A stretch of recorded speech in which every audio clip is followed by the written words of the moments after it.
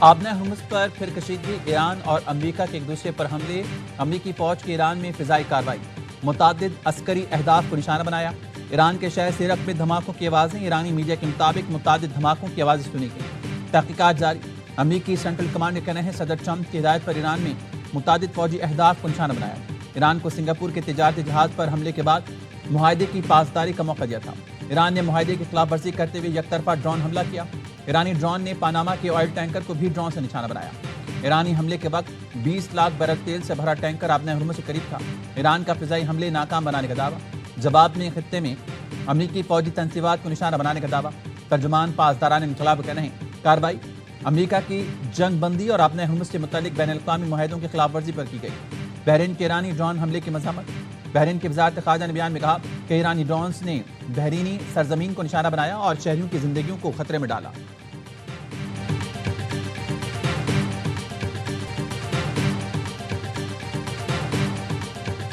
جنگ بندی کی خلاف ورزی پر ایران کے خلاف کارروائی کی۔ امریکی طیاروں نے ایران کے میزائل اور ڈرون تنصیبات کو نشانہ بنایا۔ صدر ٹرمپ کا ٹویٹر سوشل پر بیان لکھا، امریکی حملوں میں میزائل ذخیرہ گاہیں اور ساحلی ریڈار سائٹس ہدف بنی۔ امریکی صدر نے ایران کو مزید سخت فوجی کارروائی کی وارننگ دی۔ کہا ضرورت پڑی تو فوجی کارروائی مکمل کی جائے گی، سبق نہ سیکھا تو ایران کا وجود باقی نہیں رہے گا۔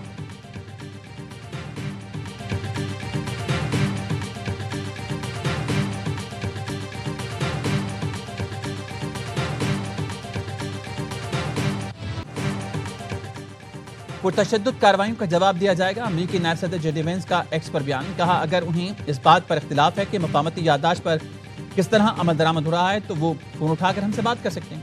ایران نے امریکی حملے مفاہمتی یادداشت کی کھلی خلاف ورزی قرار دی۔ ایرانی وزارت خارجہ کا کہنا ہے حملے کے نتیجے میں پیدا ہونے والی صورتحال کی ذمہ داری امریکہ اور ان کے تمام فریقین پر عائد ہوتی ہے جو جارحانہ کارروائیوں میں تعاون کر رہے ہیں۔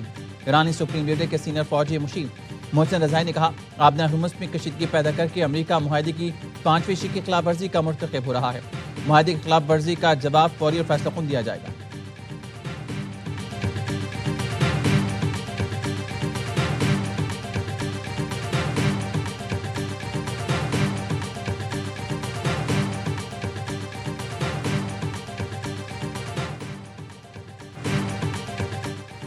سعودی عرب، قطر اور متحدہ عرب امارات کی بحرین پر ایرانی ڈرون حملوں کی مذمت۔ سعودی وزارت خارجہ نے حملوں کو بین الاقوامی قوانین کی کھلی خلاف ورزی اور خطے میں امن کی کوششوں کے لیے نقصان دہ قرار دیا۔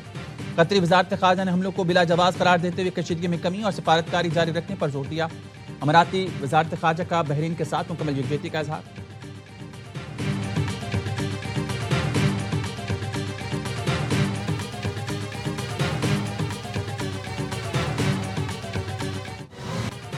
امریکہ ایران کے درمیان اسلام آباد معاہدے پر دستخط، اعزاز کی بات۔ فیلڈ مارشل نے اس کے لیے دن رات انتھک محنت کی، انہیں خصوصی طور پر خراج تحسین پیش کرتا ہوں۔ وزیر اعظم شہباز شریف کا کراچی میں پاکستان نیول اکیڈمی پی این ایس رہبر میں پاسنگ آؤٹ پریڈ سے خطاب۔ کہا مارکہ حق میں پاکستان نیوی کا کردار شاندار رہا، ملک کو اندرونی اور بیرونی چیلنجز کا سامنا ہے، پاکستان دہشت گردی کے جڑ سے خاتمے کے لیے پرعزم ہے۔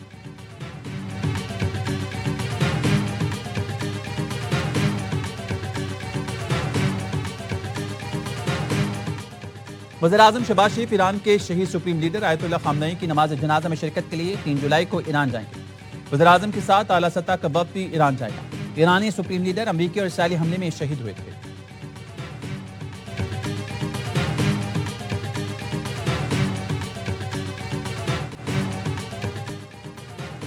نائب وزیر اعظم ساکھدار اور ایرانی وزیر خارجہ میں رابطہ۔ ترجمان دفتر خارجہ کہنا ہے ایرانی وزیر خارجہ نے عمل آگے بڑھانے میں پاکستان کے مسلسل تعاون کو سراہا۔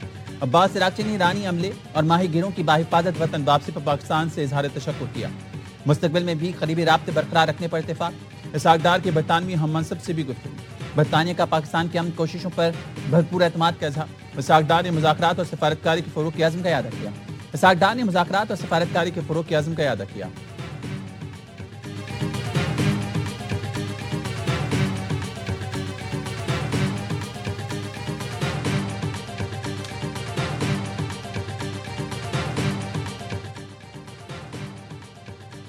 حزب اللہ نے لبنان اسرائیل معاہدہ مسترد کر دیا۔ مسلح جدوجہد جاری رکھنے کا اعلان۔ تنظیم کے سربراہ نعیم قاسم نے واشنگٹن فریم ورک کو توہین آمیز اور خود مختاری پر سمجھوتہ قرار دیا۔ ایران امریکہ معاہدے کو نافذ کرنے کا مطالبہ۔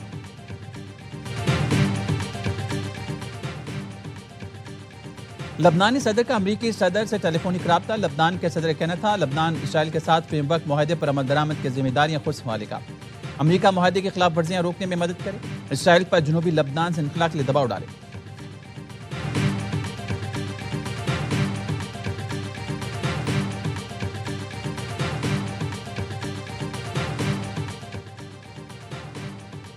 امریکی صدر ٹرمپ نے دنیا کا بوجھ کاندھوں پر اٹھا دیا. صدر ٹرمپ نے ٹروتھ سوشل پر منفرد تصویر شیئر کی جس میں انہیں یونانی دیومالائی کردار اٹلس کے انداز میں زمین کو اٹھائے دکھائی دیا گیا.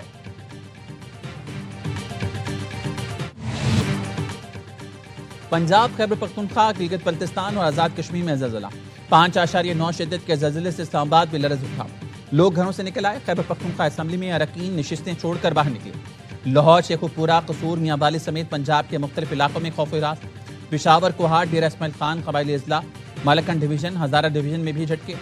گلگت بلتستان اور آزاد کشمیر کے مختلف علاقے بھی لرز اٹھے. بلوچستان کے سرحدی اضلاع میں وقفے سے جھٹکے.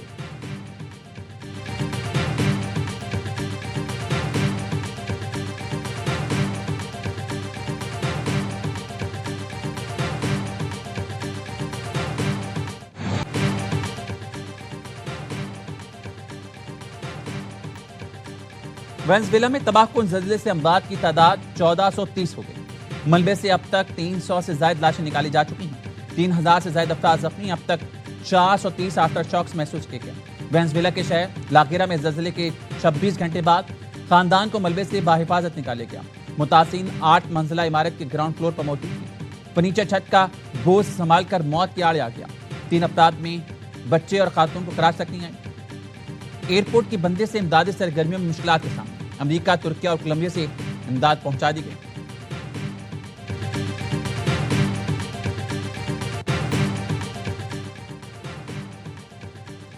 کوئٹہ کے قریب دشت کے علاقے میں راستہ بھولنے والے کراچی کے خاندان پر فائرنگ. ناظم آباد کراچی کا رہائشی علی جمیل جاں بحق. خاتون شدید زخمی. گاڑی میں موجود 2 بچے بال بچے.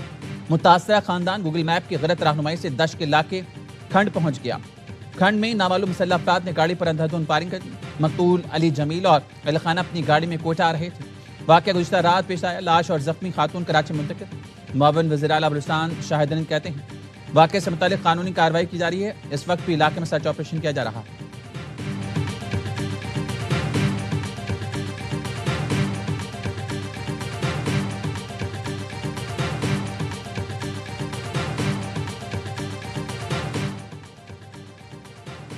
کراچی کے علاقے ماڑی پور میں SIU پولیس کی کارروائی.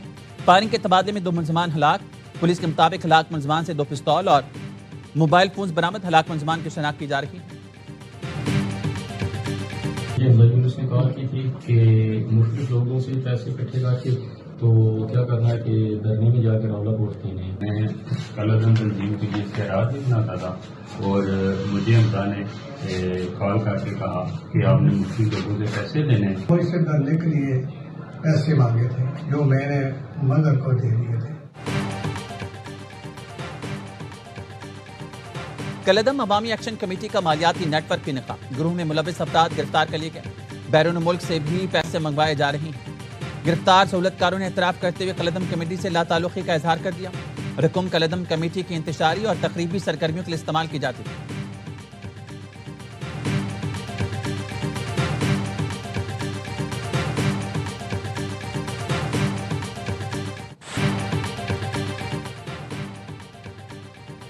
یورپ میں ریکارڈ توڑ گرمی. اسپین میں 4 روز کے دوران 270 افراد جان سے گئے. کئی علاقوں میں درجہ حرارت 42 ڈگری سینٹی گریڈ تک پہنچ گیا.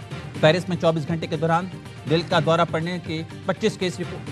فرانس بھر میں 3 سالہ بچے سمیت 52 افراد لقمہ اجل بنے. سوئٹزرلینڈ میں گرمی کا 80 سالہ ریکارڈ ٹوٹ گیا. نیدرلینڈز میں ریڈ الرٹ جاری. برطانیہ کے بیشتر حصوں میں پارہ 36 ڈگری سے اوپر چلا گیا. اسپتالوں میں کولنگ سسٹم بیٹھنے سے طبی آلات نے کام چھوڑ دیا.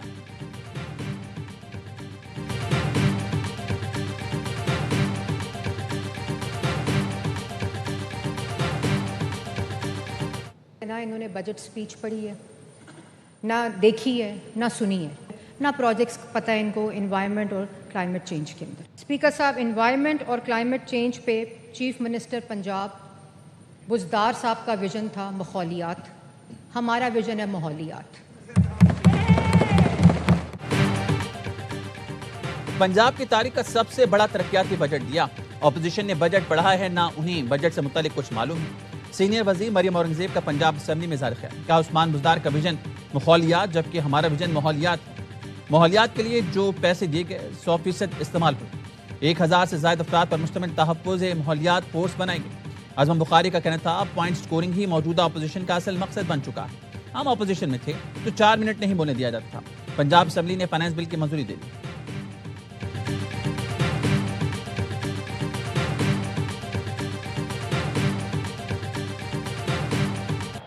पाकिस्तान को वर्ल्ड कप के आखिरी मैच में फतह मिल गई। कौमी वीमेन टीम ने नीदरलैंड्स को 37 रन से हरा दिया।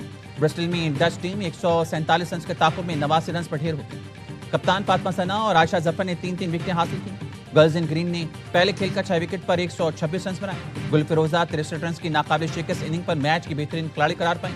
कौमी टीम वर्ल्ड कप के 5 में से सिर्फ 1 मैच ही जीत सकी। मैच के बाद कप्तान फातिमा सना ने तमाशाई में शर्ट्स तकसीम की।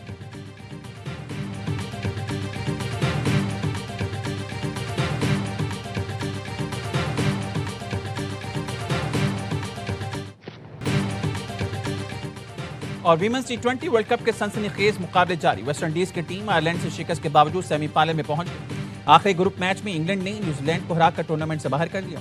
इंग्लिश टीम पहले ही आखिरी 4 टीमों में जगह बना चुकी है।